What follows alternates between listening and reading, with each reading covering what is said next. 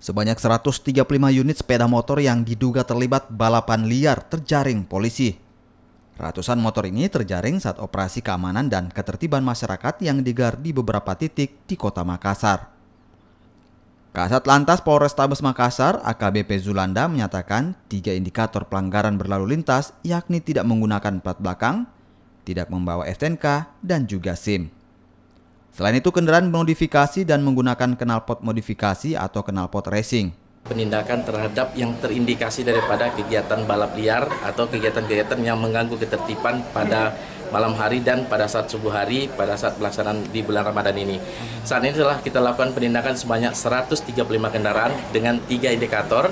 Pertama, dia tidak menggunakan plat belakang, kemudian menggunakan kendaraan yang telah dimodifikasi atau protolan, kemudian menggunakan knalpot dengan modifikasi atau knalpot yang biasa dikenal knalpot brong.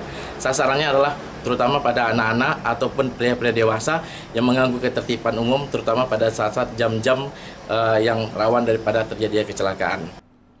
Kepolisian juga mengimbau pentingnya pengawasan orang tua agar menghindarkan anak-anak mereka dari aksi balapan liar.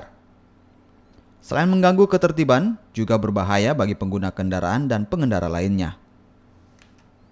Arif Titana, Kompas TV.